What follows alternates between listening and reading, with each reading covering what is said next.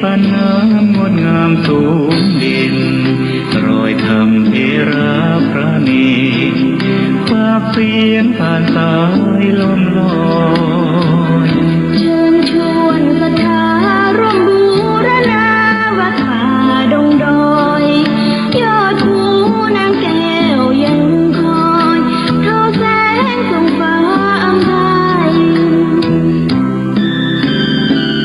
ขึ้นทำสีขาวพาเราแช่มชื่นเป็นผู้รู้ผู้ตื่นเบิกบานทั้งกายและใจเคยแผ่คำสอนองค์ชินวรขจรกว้างไกลข่าวสารงานบุญที่ใดสื่อออนไลน์ไปถึงญาติโยมพระธาตุเจดีย์สีสองเมืองเปล่งประกายแล้วบนยอดดอยนางแก้วมีโอกาสแวะเวียนไหว้ชมจำลองจากดอยสุเทพดอยทุ่งผู้ธาตุบรมพลังแรงใจญาติโยมร่วมสร้างสมทานบารมี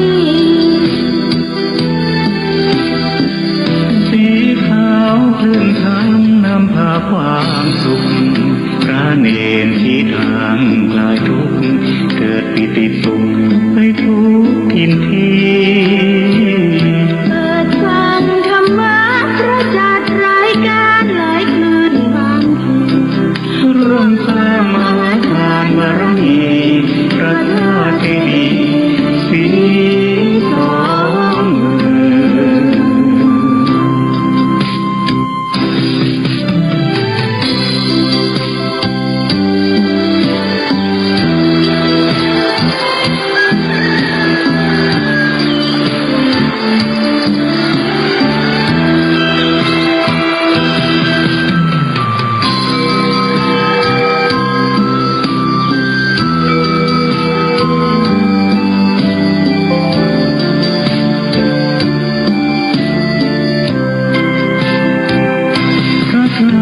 เจดีย์สีสองเมืองเปล่งประกายแล้วบนยอดดอยนางแก้วมีโอกาสแวะเวียนไหว้ชมจำลองจากดอยสุเทพดอยทุ่งผู้ธาตุบรมพลังแรงใจญาติโยมร่วมสร้างสมทานบารมีสีขาวคลื่นทางนำพาความสุขพระเนรสีทางคลายทุกข์เกิดปิติสุขไปทุกทินทีเปิดฟังธรรมะพระจัดรายการหลายคืนบางคืนร่วมสร้างมหาทานบารมีพระธาตุเจดีย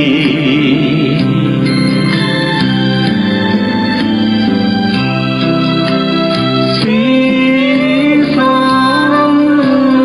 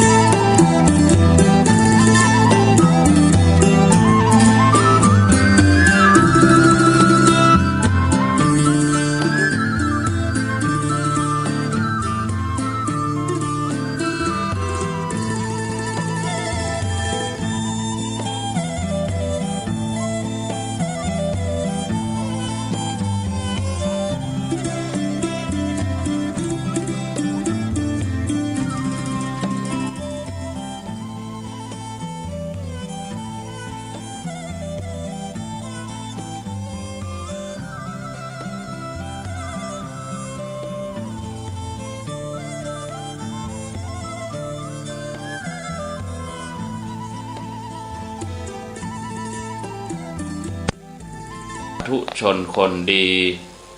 ผู้สนใจใฝ่ในธรรมทุกท่านขอถวายความเคารพแสดงความนับถือพระมหาเถระพระเถรานุเถระเจ้าคณะพระสังฆาธิการครูบาอาจารย์เจ้าที่เปิดวิทยุฟังอยู่ที่วัดที่ว่าเวลานี้เจริญปอนศรัทธาญาติโยมท่านสาธุชนคนดี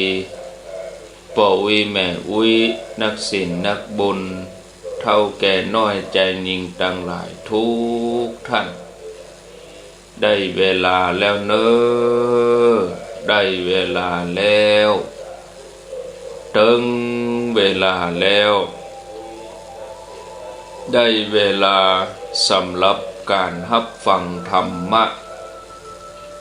อันเป็นสาระประโยชน์ทางด้านพระพุทธศาสนาน้ำธรรมคำสอนขององค์สมเด็จพระชินวรสัมมาสัมพุทธเจ้าได้มาปะมาพบมามาเล่าสู่บรรดาพ่อแม่พี่น้องพ่อออกแม่ออกพ่ออุ้ยแม่อุ้ยนักศิลป์นักบุญเท่าแก่น้อยใจยิ่งตั้งหลายทุกท่านแล้วไผที่ยังบ่ลุกก็ลุกมาได้แล้วเนิ่นลุกมาได้แล้วตื่นมาได้แล้วญาติโยมท่านทั้งหลายหลับลุกเจ้ากินพักดังปายหลับลุกขวายกินพักดังเก้าลุกเจ้าได้หลายลุกขวายได้น้อยหลับลุกเจ้าเป็นเจ้าดังหลายหลับลุกขวายปาเฮือลูกหลานเป็นหนี้เป็นข้าเนอตื่นมาอย่าเนอลุกมาอย่าเนอลุกเนอลุกเนอลุกลุกลุกลุกลุกตื่นตื่นตื่นตื่นตื่นลุกเจ้าตื่นตัวเจ้าบัวกับหันเยื่องนาพังพร้อมลุกขวายบอดันหนตางกีดก้อมก้าตัวบ่ต้อมปุ่นอายจุงเก่งเข้าไว้อย่าไปฮื้อขวายต่อหน้าสบายจำไว้เนอเจ้าจ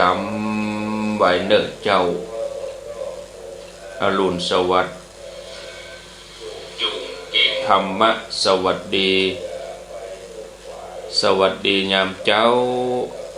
ศรัทธาญาติโยมท่านผู้ฟัง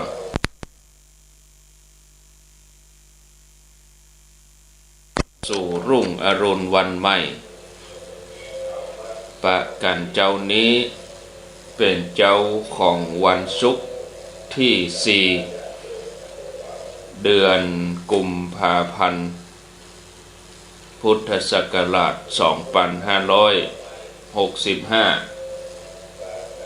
วันนี้เป็นวันเดือน5เหนือ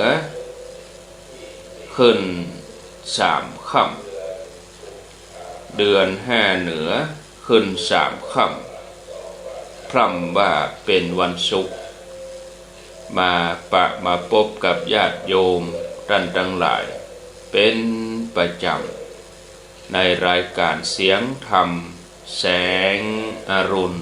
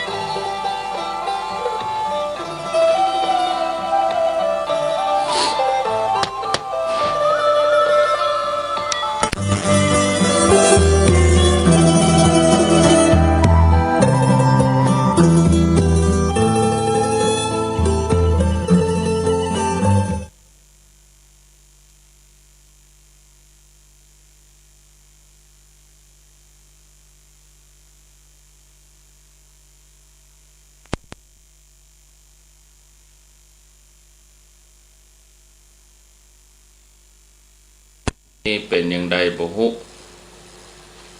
ดังบ่ค่อยชัดต่อใดเสียงวันนี้ ต้องขออภัยญาติโยมสำหรับเสียงที่ออกไปในวันนี้ดับมาถ้าจะหนาวก็ฮะเนาะศรัทธาญาติโยมถ้าจะหนาวเสียงวันนี้นะไม่ใช่เสียงอาตมานะเสียงที่ออกจากวัดปากตังเจริญไปเนี่ยเสียงเป็นยังไงบ่ฮู้ออกไปก็บ่ค่อยชัดจะใดมันก้องหน่อยก็พยายามแปลงตัวอีกระเปาะเนาะกลัวมันดับไปกลัวบ่ได้ยินเหตุตึงหลวงแต่อีกระเปาะก่อนถ้าแปลงไปมันดับไปเหี้ยก็ยุ่งเช็คตั้งเมื่อแต่เจ้าแล้วนะศรัทธาญาติโยมแปลงตั้งหมอก3 โมงป่ายแล้วดูพอจะเข้ารายการคือตัวอันแจ็คตัวที่เสียบเนี่ยมันถ้าเขาเสียบเข้าไปเต็มเสียงหายเสียงดับไปเลยแต่ถ้าเขาถอดออกมากึ่งนี่เสียงเข้าเต็มถึงไฟที่มันขึ้นน่ะมันเข้าเต็มแต่ว่าเสียงมันมาสมบูรณ์มันก้องยากก็เดียวขวายมาหำน้อยก็ก้อยคือช่างมาเช็คมาดูเทคโนโลยีบางอย่างนี่เขาก็ไม่ค่อยถนัดก็ถนัดบางอย่างที่ก็แก้ไขปัญหาแก้ปัญหาเฉพาะหน้าก็แปลกเหมือนกันนะศรัทธาญาติโยมมันเป็นจะได้บ่ฮู้เอามาปะกันแล้วก็เดียวก็จะเสียเวลาไปนักวันนี้อยู่ด้วยกันถึง6 โมงก็มาอู้ต่อเนาะศรัทธาญาติโยมเรื่องราวเมื่อตะวาเมื่อเจ้าเรื่องราวของอลินนสัตุราชกุมารปกป้องพระบิดาด้วยการปราบยศอมนุษย์หรือว่ามนุษย์ยักษ์นี่มนุษย์กินคนที่จริงก็มีเชื้อสายญาติกันนั่นเองศรัทธาญาติโยมท่านสาธุชนความเดิมเมื่อตะวาหลายท่านหลายคนที่ได้ฟังตะวามาเจ้าก็คงพอจะจำได้ก็ว่าฟังหลายตนบ่ฮู้เรื่องยังเป็นเรื่องนึงซูนกันนี่นะก็เท้าความเพื่อญาติโยมเห็นสักน้อยนะญาติโยมท่านทั้งหลายเท้าความเรื่องเกี่ยวกับพระราชกุมารนี่บ่ได้มีความหวาดพระทัยอันใดแล้วก็หันนะการที่อนาคตไปตั้งหน้าแล้วก็จะมีความเสียสละเอาตัวเก่าไปหื้อยักกินแตนป่อบ่ต้องไปไหนอยู่นี่ละลูกจะไปแตนหม่อมฉันจะไปแตนถ้าจะไปตัวก็ไปด้วยกันตายก็ตายด้วยกันบ่อีทีนี้พระราชบิดาก็จะเป็นต้องยอมในความเด็ดเดี่ยวของลูกแล้วก็พระเจ้าชัยทิสะก็ตั้งสัจจกิริยาอธิษฐานคือบรรดาทวยเทพเทวดาทั้งหลายเนี่ยรักษาคุ้มครองพระโอรสส่วนพระชนนีที่เป็นแม่อยู่ก็ทำสัจจกิริยาอธิษฐานเหมือนเดียวกันน้องสาวคือพระคินีก็ตั้งสัจจกิริยาว่าน้องบ่เคยกึดหายกับอ้ายพระเชษฐาเจ้าอลินสัตุราชนี่บ่เคยกึดหายกันถึงที่ลับที่แจ้งด้วยความสัตย์นี้ขอเทวดาทั้งหลายโปรด คุ้มครองให้อ้ายบ่าวให้ปิกมาโดยความปลอดภัยพระชายาเปิ้นก็ตั้งสัจจะกิริยาอธิษฐานว่าพระสวามีนี่บ่เคยประพฤตินอกใจหม่อมฉันเลยก็เลยเป็นที่ฮักของหม่อมฉันด้วยใจจริงด้วยกรรมสัตย์นี้ขอเทวดาทั้งหลายโปรดช่วยพระสวามีที่เคารพเฮือปิกมาโดยความสวัสดีกรรมมาถึงตอนเนี้ยตะวานี่ญาติโยมเนาะวันนี้เฮาก็มาฟังกันต่อมนุษย์ยักษ์หรือว่าพระราชโอรสของพระเจ้าอุตรปัญจราชรอเวลาที่พญาเจ้าเมืองจะเสด็จปิกมาตามกรรมที่ได้ฮื้อกันสัญญาที่ฮื้อไว้แต่ก็บ่ไว้ใจเกิดว่าหมู่กษัตริย์มีเล่ห์มีเหลี่ยมมนุษย์ยักษ์นี่ก็เลยแอบซ่อนตัวอยู่ที่ต้นไม้พอทางที่มาของพญาเจ้าเมืองก็หันใส่เด็กหนุ่มกำลังเดินมุ่งหน้ามาเกิดว่าคนนี้คงเป็นพ่อรถของพระราชาแน่คงฮือป้อปิกไปแล้วตัวเองมาแทนป้อน่ะคงบ่เป็นพิษเป็นภัยแก่เฮาแน่นอนเรียบร้อยมนุษย์ยักษ์น่ะก็ลงจากต้นไม้น่ะแล้วก็หันหลังฮื้อพระราชกุมารโพธิสัตว์เจ้าคืออลินะสัตตุราชกุมาร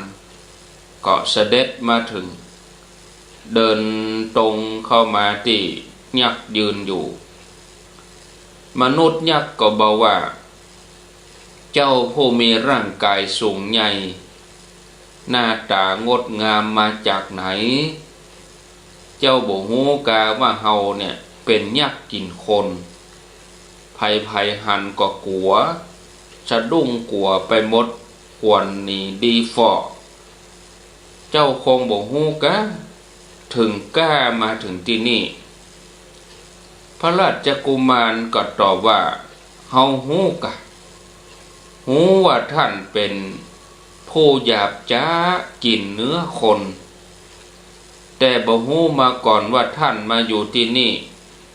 ตัวเฮาคือพระโอรสของพระเจ้าชัยทิสะบัดเดี๋ยวนี้เฮามาให้ท่านกินแตนป้อท่านปล่อยป้อเฮาไปเถอะมนุษย์ยักษ์ว่าเฮาฮู้แล้วกะฮู้แล้วว่าเจ้าเป็นโอรสของพระราชามีพระพักตร์มีผิวพรรณคล้ายคลึงกันการที่ลูกยอมตายแทนพ่อเป็นกรรมที่ทำได้ยากนักแต่เจ้าก็ทำได้พระราชกุมารก็บอกว่าเรื่องนี้บ่ใช่เรื่องยากอันหยังเลยสำหรับเฮาผู้ใดยอมตายแทนพ่อแทนแม่เมื่อไปสู่ปรโลกแล้ว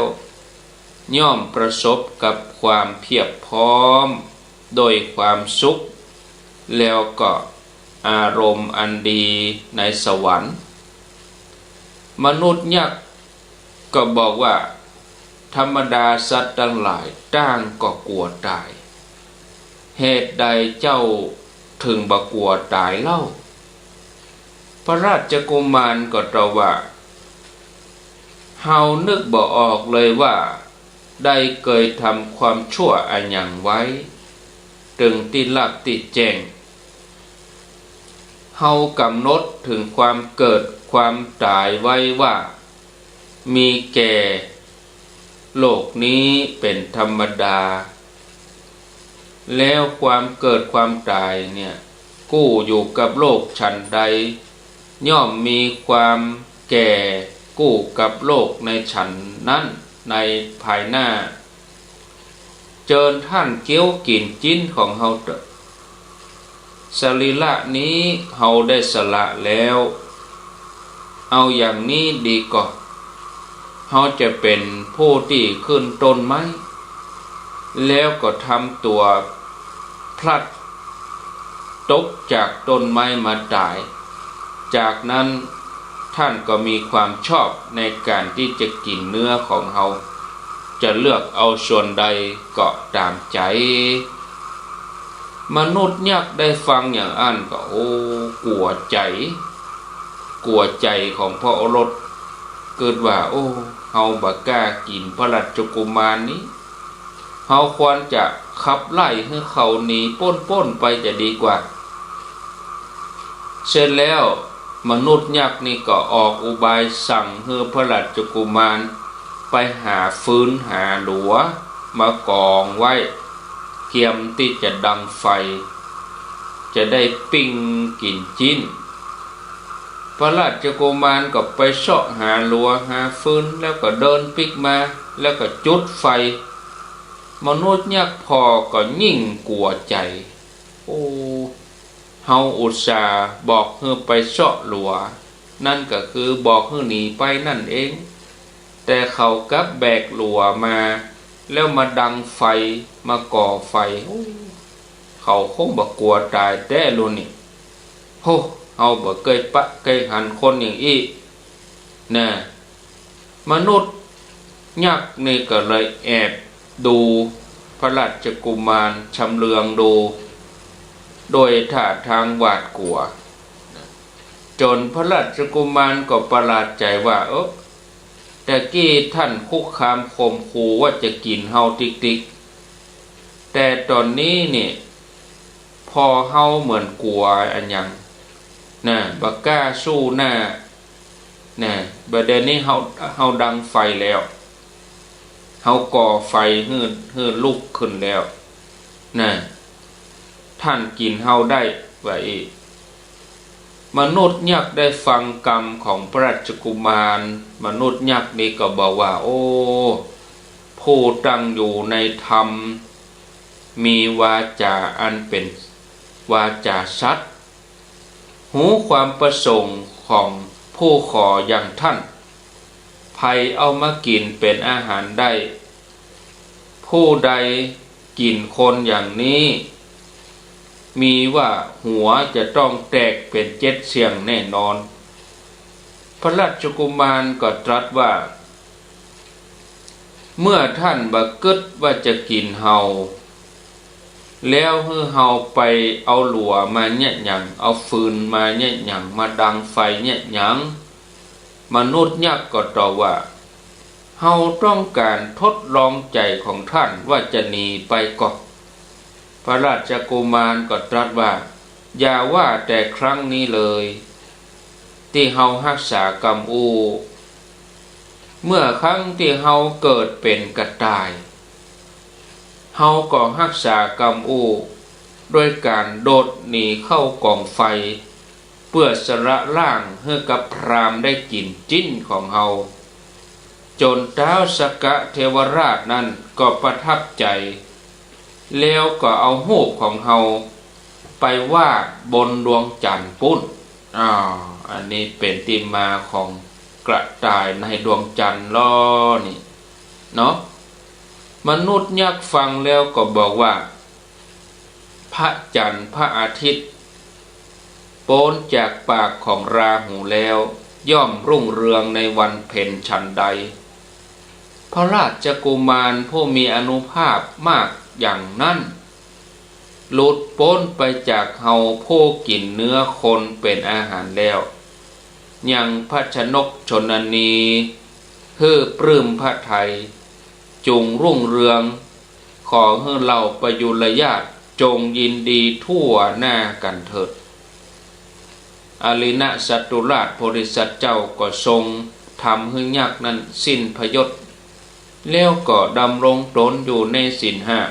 5แล้วก็ทรงดำริว่าบุคคลนี้คงบ่ใจยักษ์ล่ะปกติเนี่ยยักษ์นี่จะมีตาแดงก่ำแล้วก็เวลาพออันอย่างนี้ตายักษ์นี่มันจะบักกระพริบแต่ผู้นี้บ่มีลักษณะอย่างนี้บ่ดุร้ายเขาต้องเป็นมนุษย์แน่ๆเฮาได้ยินว่า อ้ายบ่าวของป่อเฮาเสด็จป่อเฮาถูกนาง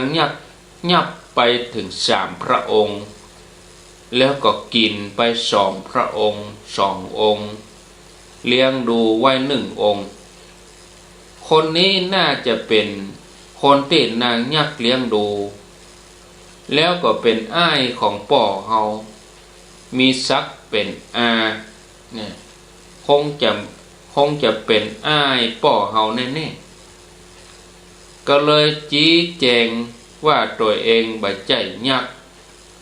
น่ะศรัทธาญาติโยมตัวเองเป็นพระเชษฐาของพระราชบิดาเฮาก็ควรจะเจิญไปพระนครพร้อมกันเพื่อให้ท่านได้สืบสันติวงศ์มนุษย์ยักษ์ก็ค้านว่าเฮาเป็นยักษ์เฮาบ่ใช่มนุษย์พระราชกุมารก็ถามว่าท่านเนี่ยมีคนที่มาเคารพนับถือพ่องก็ตอบว่าเฮานับถือดาบทคนหนึ่งที่มีตาติดพระราชกุมารก็ให้ยักษ์ปาไปพบดาบทท่านนั้นแล้วก็ให้ท่านอธิบายความเป็นมาเป็นไปของมนุษย์ยักษ์ตามที่ดาบทได้ชี้แจงทั้งหมดจบให้มนุษย์ยักษ์เข้าใจแล้วก็บอกว่าพวกท่านเป็นญาติกันคนนี้เป็นหลานเนอะส่วนคนนี้เป็นลุงไม่ใช่อาเนาะมีศักดิ์เป็นลุงกันมนุษย์ยักษ์นี่ก็เจือกรรมดาบทแต่บ่ขอปิกไปพระนครขอบวชเป็นดาบทอยู่ที่นี่บวชเป็นฤาษีพระราชกุมารก็ถวายบังคมลาพระเจ้าลุงแล้วก็กลับพระนครตอนนั้นเจ้าบ้านทั้งหลายเจ้าพระนครก็ต่างชื่นชมพระราชกุมารว่าทรงเป็นผู้ทำกิจที่ทำได้ยากต่างก็ถวายอัญชลีต้อนรับปัญญาเจ้าเมืองก็ทรงจัดงานสมโภชแล้วก็ถามว่าลูกรอดมาได้อย่างไรพระราชกุมารก็กราบทูลเรื่องราวทั้งหมด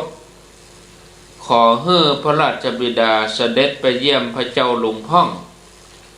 พระเจ้าชัยทิสะก็เสด็จพร้อมโดยข้าราชบริพารไปไหว้ดาบทผู้เป็นอ้าย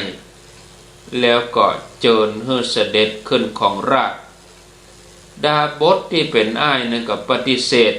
บ่ขอเป็นพระราชาก็เลยจวนให้ดาบทนี่ไปอยู่ที่สวนอุทยานแต่จะได้อยู่ใกล้ปี่ใกล้น้องดาบทนี่ก็ปฏิเสธพระราชาก็เลยให้ขุดคลองเอาน้ำเข้ามาในระหว่างภูเขาแล้วก็จัดการแปลงที่อยู่ทำที่ดินให้ดีแล้วก็ตั้งบ้านแล้วก็เอาคนมาอยู่ที่ห้านถึง1,000 ครอบครัวให้อุปถากดูแลมหาดาบทผู้นี้นี่ศรัทธาญาติโยมแล้วอยู่นักเข้าจากหมู่บ้านก็กลายเป็นตำบลนะชื่อว่าจุลกรรมสะธรรมนิคมนะแต่นั่นมาหมู่ดาบทก็บ่ลำบากในการแสวงหาอาหารเรื่องนี้ก็จบลงไปศรัทธาญาติโยมเรื่องนี้ได้คติสอนใจว่าผู้เข้าใจธรรมดาของโลกว่าโลกมีความเกิดความตายแม้โลกหน้าก็เป็นอย่างนี้ทั้งมั่นใจว่าบ่เคยทำความชั่วใดๆไว้ก็ย่อมบ่กลัวความตายปรากฏในชาดกที่มีชื่อว่าชยัตถิสัชาดกจบไปศรัทธาญาติโยมท่านสาธุชนวันพุธนี่บะหมี่เนาะรายการวันพุธนี่จะมาเวลา6 โมงก่อนวันพุธวันเสาร์5วันพุธนะแต่ตี 5นี่ก็ ช่วงตีห้านี่กับวันพุธนี่จะเป็นธรรมะภาคภาษาปกญอภาคภาษาปกญอธรรมะปกญอวันพุธก็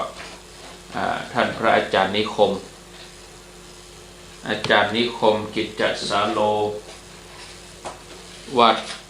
จันทบุญวันพุธนะศรัทธาญาติโยมกันสาธุชนตีห้ากับ35 นาทีไผ่ที่ยังบ่ลุกก็เกียมตัวลุกมาได้แล้วเนอลุกมาได้แล้วตื่นมาได้แล้วหลับลุกเจ้ากินพักดังป่ายหลับลุกควายกินพักดังเก้าลุกเจ้าได้ลายลุกควายได้น้อยหลับลุกเจ้าเป็นเจ้าดังหลายหลับลุกควายปาเฮือลูกหลานเป็นหนี้เป็นค่าเน้อตื่นมาอย่าเน้อลุกมาอย่าเน้อลุกเน้อลุกเน้อลุกลุกลุกลุกตื่นตื่นตื่นตื่นตื่นตื่นได้แล้ว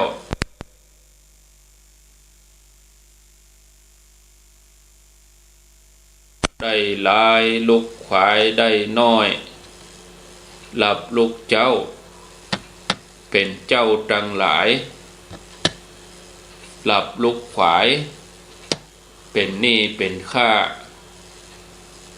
ลุกเจ้าได้หลายลุกขวายได้น้อยศรัทธาญาติโยมท่านทั้งหลายต่อไปก็จะมาประกาศข่าวสารงานบุญเหีย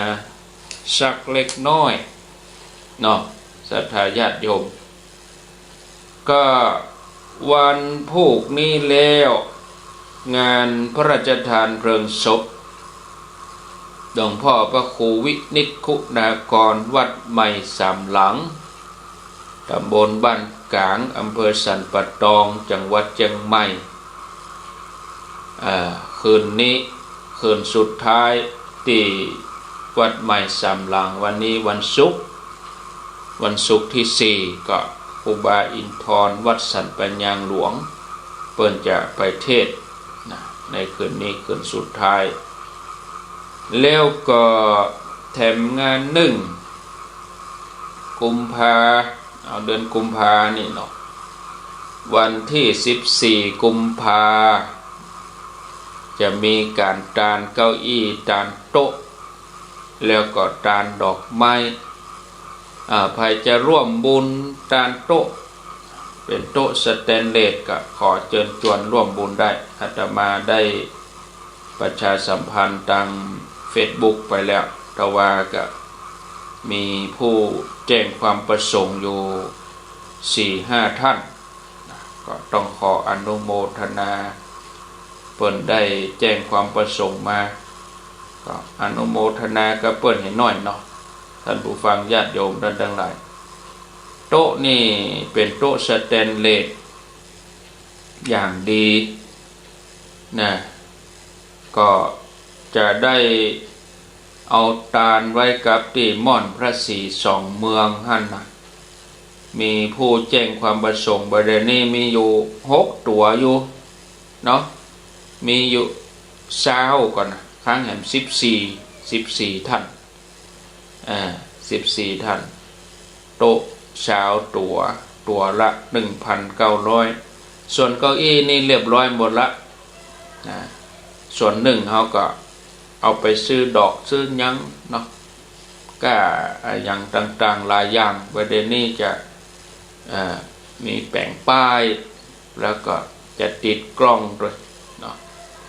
เพื่อความปลอดภัยหลายๆอย่างในสถานที่แห่งนั้นก็มีพ่อมณิตแม่สีพันจิตตาโดบ้านยางคามได้หล่อเขานี่1ตัว 1,900 บาทแม่ทิจิรัตน์พรหมมินทร์สถานี 94.5 แม่ขจารโมเดิร์น1ตัว 1,900 บาทคุณธนพรวิจิตรปฐมกุลสถานีวิทยุโดยหมอกเรดิโอ 103.50 เวียงป่าเป้าเรดิโอ 90.0 พร้อมครอบครัว1ตัว 1,900 บาทคุณทิตินันท์วิจิตรประถมกุลแถม1ตัว 1,900 บาทแม่สุพันธ์วิจิตรประถมกุล1ตัว 1,900 บาทครอบครัวชัยเทพครอบครัวโยธาดี1ตัว 1,900 บาทอันนี้สำหรับ ขออภัยโต๊ะสแตนเลสอันนี้ก็เอาตานโดยการวันที่14หั่นนะศรัทธาญาติโยมก็ขอเจริญพรเด้ออนุโมทนาได้ร่วมบุญกันนะด้วยกุศลและเจตนาอาตมาจะไปวันที่12นี่แหละ12กุมภาคงจะเป็นตอนบ่ายทีมงานวัดฝ่ายหินก็จะไปด้วยกันนะไอ้เหรอม่วนเป็นว่าไปที่ม่อนประสีสองเมืองนี่ม่วนดีกินตาลทำบุญม่วนใจคนไปก็ม่วนคนทำก็ม่วนนะก็ขอเจริญพรเด้อให้บ่ได้ไป14ก็12 13นั่นเป็นวันเสาร์วันติดเอาก็ไปวันเสาร์วันติดไปวันเสาร์ก็ได้วันที่12แต่ถ้าจะไปพระครูบาอาจารย์ตรงวันนี้ครูบาอาจารย์เพิ่นก็ไปกันนะตูลุงดอยเขาท่านพระครูวัดห้องกูกาเพิ่นก็ตึงไปกันหลวงพ่อพระครูปฏิภาณธรรมทินท่านพระครูปริยัติรัตนโชติเพิ่นก็ตึงไปกันพอศาลาก็ตึงไปแปลงหันตึงวันเดี๋ยวนี้จะแปลงแล้วก่อแล้วจะดีมุงละเนาะที่ด้านหลังของศาลาพระศรีสองเมืองจะเอาไว้เก็บโต๊ะเก็บเก้าอี้แล้วก็วันเนี้ยวันนี้วันพุธวันนี้วันเสาร์5วันใจวันนี้วันที่4วันเสาร์ที่5กุมภาเสาร์5พี่น้องศรัทธาไผว่างเขาก็ไปช่วยกันติ้วปูนอกจะเทปืนละวันที่5นี่นะจะเทปืนที่เฮาต่อเติมฮะนะใครกำลังดีก็เจริญพรเด้อก็ขอกำลังแหงน้อยลำพังกะพระเดนก็ตัวน้อยต้องใจศรัทธาช่วยกันขอกำลังน้อยช่วยกันเทตั้งหลังหันได้วันเสาร์5ปอดหลวงปอกำนันจิตอาสาศรัทธาญาติโยมทั้งหลายเนอะไผว่างก็ไปเข้าไปตวยเอาจนแล้วปูนมิกปูนโม่เรียบร้อยแล้วก็เขาก็เอาช่วยกันติ้วช่วยกันเทระดมช่วยกันในวันที่5ก็คือวันเสาร์เนาะเปิ้นจะเทปืนแล้วแล้วก็ตานวันที่14เก้าอี้ก็เอาไว้ใจงานหั่นแหละเอาไว้ใจที่ม่อนประสีสองเมืองหั่นตึงโต๊ะตึงเก้าอี้เอาไว้ใจงานหั่นหมดพิมพ์ชื่อสีสองเมืองเรียบร้อยและแต่ว่าบ่ได้พิมพ์ชื่อศรัทธาติดนะเก้าอี้ตึงหมดตึงมวลเนี่ยบ่ได้เอาชื่อติดถ้าเราจะเอาไปชื่อติดก็วันตานก็จะมายิงเสาะหากระชื่อตัวเขาเก้าอี้เป็นบ่ฮู้กี่ร้อยมาเสาะหากระชื่อตัวเก่าหันก็มันก็ยุ่งเนาะก็เลยว่าเอาเป็นว่าตานก็ตานแล้วก็เป็นแล้วเอาชื่อไปติดท่านแล้วก็เดียวไปนั่งก็จะนั่งก็เก้าอี้ที่ชื่อตัวเก่ายุ่งหะมะเอาวันงานนะเฮือได้นั่งเก้าอี้ใหม่เลยคือเอามานั่งเลยวันงานนั่นนะนั่งเสร็จแล้วก็บกกองตานแล้วเขาก็กำห้องไผ่ของมันเอาไปซ่อนกันไว้ในห้องเก็บของเลยเอาไปซ่อนไว้ในห้องเก็บของอันนี้วันที่14เนาะต่อไปก็ วันผูกวันฮือนี่ก็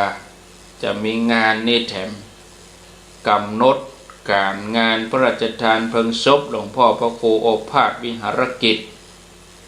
หรือว่าพระครูบุญเลิศอาชะโพอายุ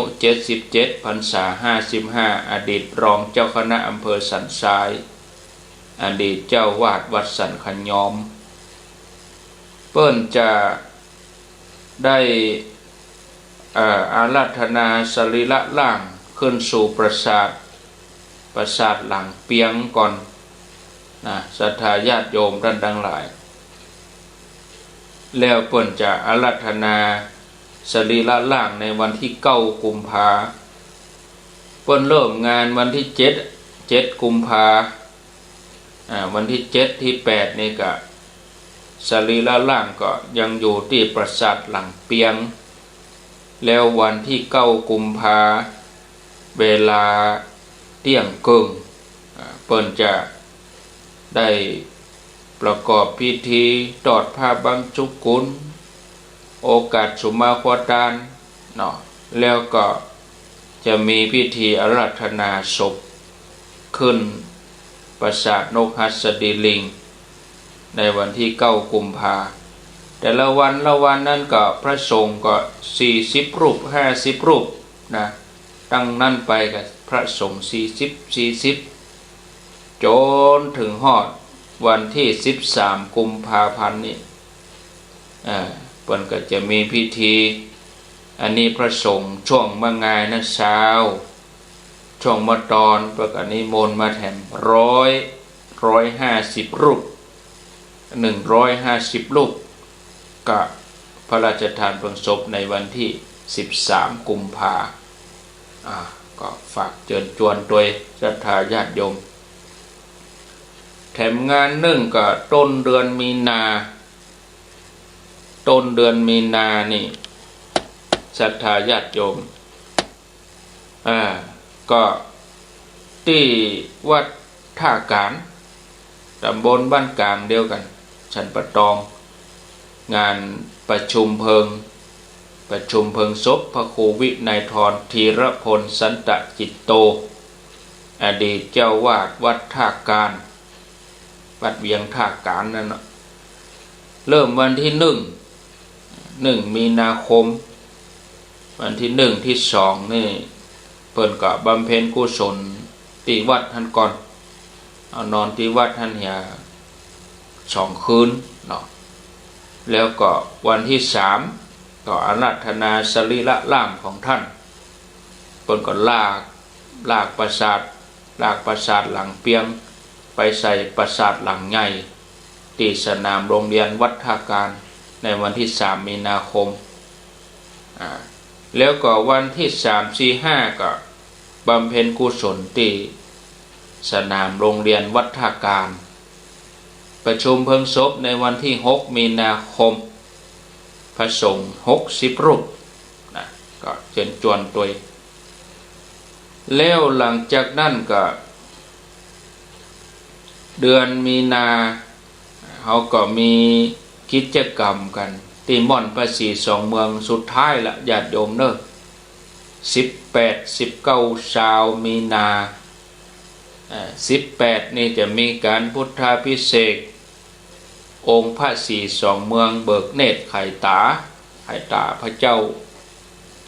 แล้วก็วันที่19นี่ก็จะมีการยกยอดชัดเป็นวันเสาร์เนาะเสาร์ที่19มีนาคม18นั้นเป็นวันศุกร์เมื่อคืนนั่นก็เปิ่นจัดสวดมนต์ตันกันเนาะแล้ววันที่19ก็เชิญชวนศรัทธาญาติโยมทั้งหลายยกยอดชัดเจดีย์พระศรี2เมืองแล้วก็ทานเสนาสนะทานสิ่งก่อสร้างทั้งหลายทานหยาดเหงื่อแรงงานน้ำพักน้ำแรงตั้งแต่เขาไปช่วยกันคนหินคนทรายได้บุญเหมือนกันหมดนะเสมอเหมือนกันบอกว่าจะ ทรายคู่กาดินจีก้อนกาไปตั้งลงทานกาเลี้ยงเพนกาบอกว่าจะไปกิจกรรมใดๆไปสรุปสุดท้ายกันวันที่19นะเอาบุญด้วยกัน19มีนานะเสร็จเรียบร้อยเมื่อคืนนั้นเมื่อเกิดยังมีการเจริญพุทธมนต์สมโภชอยู่ตลอดแล้วก็วันที่20นั้นก็หัววัดต่างๆจำนวน250เพิ่งก็จะเอาเครื่องครัวตานไปร่วมบุญกันทำบุญหัววัดหัววาเนาะศรัทธาญาติโยมก็ขอเชิญไปร่วมบุญกันที่ม่อนพระศรี2 เมืองโดยนางแก้วแล้วก็แถมงานวันที่23มีนางานทำบุญอายุวัฒนมงคลหลวงพ่อพระครูสุจิตานุรักษ์หลวงพ่อเจ้าคณะอำเภอฝางเจ้าอาวาสวัดพระบาทอุดมนำบ่อสาวาในวันที่23มีนาคมอาตมาเขาจะไปวันที่22ก็รวดจวนญาติโยมไปโดยไผจะไปกับไป22ส่วนไผจะไป23ก็บ่คัดข้องตามใจบ่ต้องเอาอาตมาเขาว่าเอาตัวเก่าว่าตัวเก่าสะดวกเวลาใดก็ตามใจแต่อาตมาเขาจะไป22เป็นจะได้ถึงไป22ก็เพราะว่า23คนมันหลายเฮาไปทานก็มันเป็นสัดเป็นส่วนเฉพาะส่วนของที่เฮาไปร่วมกันไปร่วมมุทิตาจิตแล้วก็ไปร่วมงานยกยอดชัดโดยถ้าว่าไป23นี่บ่สะดวกติดขัดหลายอย่างเนาะในเรื่องของจำนวนคนในเรื่องของครูบาอาจารย์พระเจ้าพระสงฆ์ด้วยหลายอย่างแต่เฮายกขโยงกันไป23ก็งานเปิ้นจะลำบากเปิ้นก็มันถึงมีหันน้อยลำบากในการที่จะจัดสันตินั่งก้ายังก้าเอาไป22นี่มันสะดวกดีมันเป็นเฉพาะกลุ่มผู้ฟังรายการกลุ่มผู้ฟังวิทยุพี่น้องทางเมืองฝางปุ่นแม่อายชัยประการปุ่นก็ถ้าจะมาเอาเหรียญจะมายกยอดชัดก็คือมาเอา19มีนามาเอาเองส่วนศรัทธาทั้งหลายด้วยศรัทธาทั่วไปด้วยคือมาเอาเองเลยถ้าเฮามาวันที่14จะมาจองที่หั่นก็ได้สุดท้ายวันที่14หั่นแล้วไป13จะไปจองที่หั่นก็ได้ไปจองเหรียญไปจองไว้ก่อนส่วนคนไหนที่บ่จองละมันยุ่งยากใบจองก็เฮาบ่เขียนละเฮาจะไปปูจาหน้างานเลยก็ได้แต่ต้อง19มีนาปุ่นก่อนบ่ใช่19กุมภาฟังทีฟังดีๆฟังชัดๆนะขนาดนี้แล้วก็คงจะเข้าใจส่วนพี่น้องทางฝั่งแม่อายนี่จะเอาไปวันที่22บัดถ้าเดือดร้อนถ้าสมมติว่าบ่ได้จองนะเอาไปได้ก็เปิ้นบ่เป็นหยังไปปูจาเอาวันที่22มีนาที่นำบ่อสาวาพระบาทอุดมหั่นเลยจะเกียมไปเผื่อคือคนที่บ่ได้จองเพราะนั้นบ่ต้องกังวลเฮาบ่ได้จองด้วยเปิ้นเฮาบ่ได้ก็ได้บ่ถ้ากลัวนะก็เชิญชวนตัวพี่น้องทางเวียงเป้าก็เข้าใจแห้งเนี่ยก็ได้จะบ่ได้ด้วยเปิ้นนะที่อื่นที่ไก่หมู่ลำปางหมู่เชียงใหม่เปิ้นตุนกันเปิ้นเอากันคนเหรียญ2เหรียญแต่ว่าแล้วงานวันที่20ไปแล้วนี่ไปเซาะเอาที่ไหนบล็อกเปิ้นก็ทำลายไปแล้วจะทำลายบล็อกที่เฮาแปลงนี่วันที่19นั่นก็ทำลายบล็อกเลยบ่แปลงแล้วรุ่นเดียวพวกบ่ฮู้100 ปีพันปีต่อไปข้างหน้าบ่ฮู้รุ่นลูกรุ่นหลานบ่ฮู้แต่เจนเฮานี่บ่แปลงแล้วนะบ่แปลงแล้วเจนเฮานี่หมายถึง100 ปีเนี่ยตั้งแต่2565จนถึง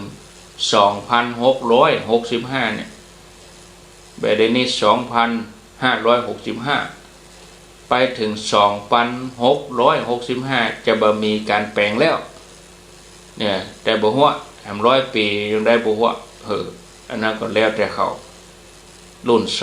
2รุ่น3ก็ปี2,765เนาะเฮานี่บ่ฮู้ไปเป็นหยังแล้วก็บ่ฮู้อีน่ะอ้าวก็เข้าใจเฮ่งหีดไปถ้าเปิ้นแปลงแล้วเปิ้นยะแล้วทำแล้วเฮาก็ยังบ่ได้ไปหันกำเตื้อโอ้จะ2 ปีแล้วโดยเฉพาะพี่น้องใกล้เคียงในเขตดอยสะเก็ดก็ดีในเขตเวียงป่าเป้าก็ดีนะโอ้ไก่ไปไก่มาขึ้นล่องมาเชียงใหม่ก็ไก่ฮะไปเชียงรายก็ไก่หันโอ้บ่ได้หันก็เปิ้นได้ยินข่าวบ่ได้นะก็ไปแอวเหียไปแอวพอเหียไปไหว้ไปสาใจว่าโอ้เปิ้นแปลงเปิ้นเนี่ยกันมาจะได้2 ปีบ่ฮู้เรื่องหยังบ่ฮู้รู้เนี่ยอันนี้ก็ใครนักแก่โอ้ฮู้ที่รถจนที่หันที่นี่ฮู้หมดฮู้ทะเบียนรถฮู้รถยี่ห้อหยังคนจนเป็นไผคนเจ็บเป็นไผฮู้หมดเนี่ยอันนี้เรื่องนี้นี่บ่ฮู้นี่บ่จ้างว่าใดเปิ้นออกวิทยุอดเนาะเปิ้นปั่นกันไปคนหินคนทรายเปิ้นไปกันโอ้2 รอบ 3 รอบพ่องก็ไปตั้งแต่ครั้งแรกตั้งแต่บ่มีหยังแล้วพ่องก็บ่ฮู้เรื่องหยังเนี่ยอันนี้ก็ฝากไว้นะถ้าแล้วจะมองนะจะง่อมนะโปนวันที่20 มีนาแล้วก็ปีในเตื้อแล้วก็นั่นก็บ่ฮู้ไผจะอยู่ไผจะยังไผจะไปไผจะอยู่ที่ว่าอย่างนี้คือมันบัดแน่ชีวิตเฮาเนี่ยมันบัดแน่สักหลายเนี่ยบางคนก็ขอโทษนะเสียชีวิตไปเลยไม่ได้เนี่ยอย่างสักอย่างก็ตายไปอย่างนั้นแต่ถ้าเฮาได้ไปเนี่ยไปทำก็เปิ้นเห็นน้อยมันก็เป็นบุญเป็นกุศลให้น้องลูกหลานเขาได้อู้เฮาเองก็ได้อู้ให้ลูกให้หลานว่าอีป่อก็ได้เนี่ยด้วยเปิ้นอีแม่ก็ได้ทำด้วยเปิ้นยิ่งถ้าเฮาเอาละอ่อนมาต่อไปด้านหน้าขอใหญ่ขึ้นมาเขาก็จะได้อู้โอ้เกิดจะฮอดเมื่อแม่เป็นสาวเมื่อก่อนถ้าแหมสาว30 ปีไปด้านหน้านะเขาจะเกิดใจโอ้เมื่อก่อนเมื่อไอ้แม่อายุ30 ปลาย40 ปลายบัดเดี๋ยวไอ้แม่70ละอายุเขาเดี๋ยวนี้อย่างก็เหมือนคนรุ่นเก่านะกะโอ้ไอ้ป่อนี่มันเนี่ยตั้งแต่บุกเบิกแล้วท่านนี่เปิ่นใครมาหันนี่หรอก็มาเมินสถานที่นี้ก็จะเป็นมรดกของประเทศชาติบ้านเมืองต่อไปไม่ใช่เป็นสมบัติของใครผู้ใดทั้งสิ้นทุกอย่างตั้งแต่เล็กแต่ไม้ตั้งแต่หินแต่ทรายทุกอย่างเป็นสมบัติของพระพุทธศาสนา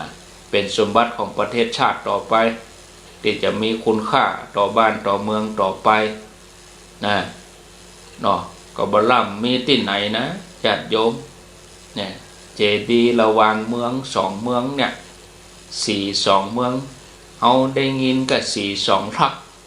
เจดีย์42 ลักแต่อันนี้เจดีย์42 เมือง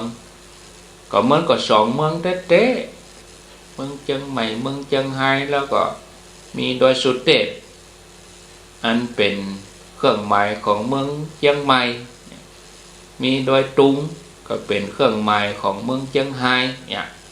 แล้วเปิดจำลองมาไว้ที่หั่นคนได้ไหว้ได้สาคนผ่านไปผ่านมาโอ้บุญกุศลเกิดศรัทธาเนอะไปเห็นเด้อไปแอวไปพออย่าเอาเท่าแก่มาแล้วโอ้ไอ้แม่บ่จ้างไปเตี้ยวปูนยังก็เพิ่งเขาก็ไปนั่งดูคือกำลังใจไปยื้อไปพอเห็นน้อยก็ดีใจนะถ้าว่าเปิ้นแปลงอย่างแล้วละเปิ้นทำบุญเปิ้นกินทานอย่างแล้วละก็จะมานั่งง่อมใจโอ้เสียดายหอดแรกโอ้ก็จะหอดเปิ้นเนี่ยกันทำกันแต่ เอาได้ไปเนี่ยไปทำอย่ามาเสียดายแต่มันนั่งก็เสียดายอยู่อันน่ะเนาะเสียดายแต่อยู่หันน่ะอีน่ะเอาละเนาะศรัทธาญาติโยมพอเวลาแล้วก็พอสมควรเนอะอายุวันโนสุขังปลัง